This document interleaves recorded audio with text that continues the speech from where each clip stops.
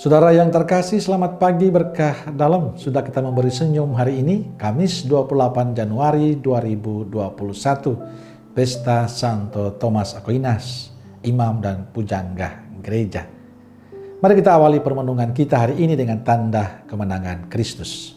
Dalam nama Bapa dan Putra dan Roh Kudus. Amin. Bacaan Injil diambil dari Injil Markus bab 4 ayat 21 sampai 25. Salam sukacita, semoga saudaraku semua dalam keadaan sehat dan jangan lupa untuk selalu bahagia. Kita mengenakan masker, menjaga jarak, dan mencuci tangan. Saudara yang terkasih, perumpamaan Injil hari ini adalah tentang pelita.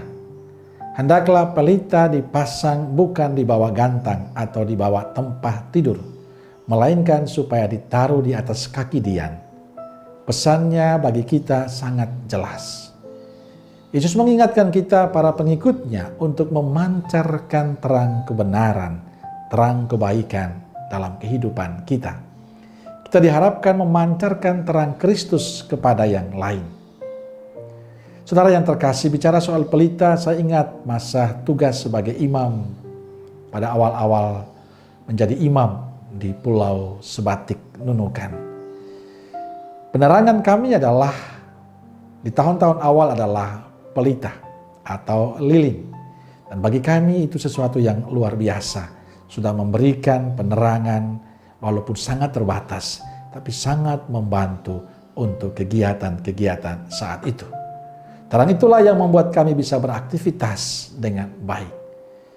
Tapi dengan sangat terbatas, kami menggunakan itu.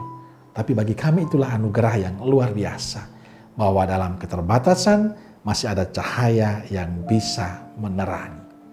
Saudara terkasih, perumpamaan tentang pelita ini mau menegaskan bagaimana identitas kita sebagai pengikut Kristus harus kita nyatakan. Kita tidak perlu malu, tidak perlu takut.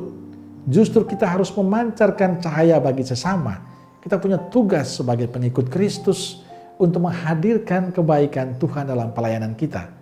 Sehingga orang lain bisa memahami siapakah kita, siapakah Kristus yang sesungguhnya.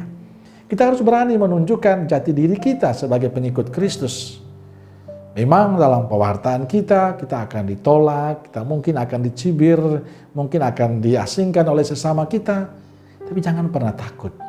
Sebagai murid Yesus, kita punya tugas untuk terus setia seperti Kristus setia menemani kita. Kita punya tugas untuk melayani dengan baik. Maka saudaraku terkasih, saya mengajak kita untuk tidak perlu takut menampilkan diri kita sebagai orang Katolik, sebagai pengikut Kristus.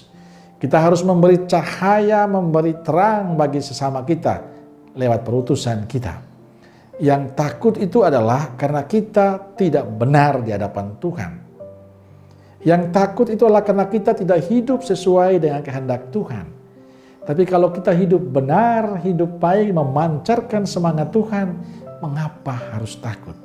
Karena Tuhan selalu membela orang benar dan orang baik. Maka saudaraku terkasih, tetaplah menjadi cahaya yang menerangi semua orang dimanapun kita diutus. Amin. Salam Roh Kudus Nazaret.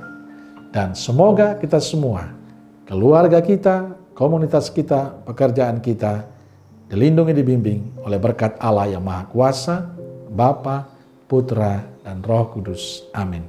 Berkah dalam.